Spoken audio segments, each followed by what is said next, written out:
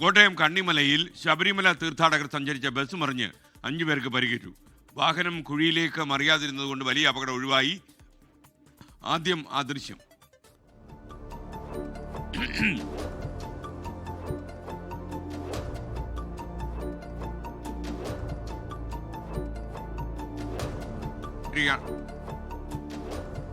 കോട്ടയത്ത് നിന്നും ലാൽകൃഷ്ണൻ വിവരങ്ങളുമായി ചേരുന്നു. ഗുഡ് മോർണിംഗ് ലാൽകൃഷ്ണൻ, വിവരങ്ങൾ പറയൂ. Good morning എസ്കെയിൻ.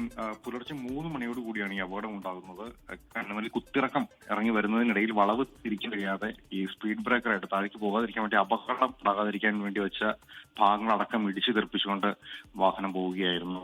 ഇത് സത്യത്തിൽ ഒരു സേഫ് സോൺ ആണ്. അതായത് ശബരിമലയിലെ പമ്പ മുതൽ ഈ റോഡ് മുഴുവൻ സേഫ് സോൺ ആയിട്ടാണ് പ്രഖ്യാപിച്ചിരിക്കുന്നത്. ഈ സമയത്ത് തീർത്ഥാടന സമയത്ത് 5 മിനിറ്റ് ഇടവേളയിൽ മോട്ടോർ വാഹന വകുപ്പിന്റെയോ പോലീസിന്റെയോ ഒരു ആംബുലൻസിന്റെയോ സേവനം ഈ ഭാഗത്തുണ്ടാകും എന്നുള്ളതാണ് സേഫ് സോണിന്റെ ഏറ്റവും വലിയ പ്രത്യേകത. പക്ഷേ ഈ സംഭവം ഉണ്ടായി മണിക്കൂറുകൾക്ക് ശേഷമാണ് ഒരു ആംബുലൻസ് അവിടേക്ക് എത്തുന്നത്. അതും എരുമേലിയിൽ നിന്ന് ആംബുലൻസ് എത്തേണ്ടി വന്നു എന്നുള്ള ഒരു ആരോപണം അവിടെ നിലനിൽക്കുന്നുണ്ട്.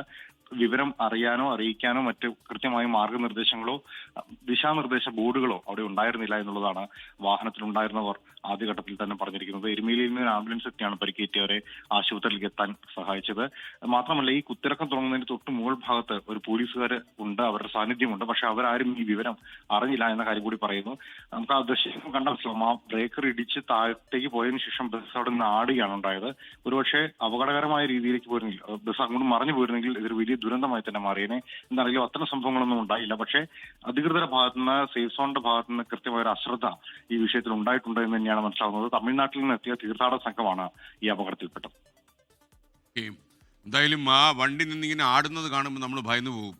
ലോകത്തെവിടെയായാലും ഏത് സമയത്തും 24 വാർത്തകളും ഓഗ്മെന്റഡ് റിയാലിറ്റി പാക്കേജുകളും എക്സ്പ്ലെയിനറുകളും വിശദമായി കാണാൻ ഞങ്ങളുടെ യൂട്യൂബ് ചാനൽ നിങ്ങൾക്ക് സബ്സ്ക്രൈബ് ചെയ്യാം.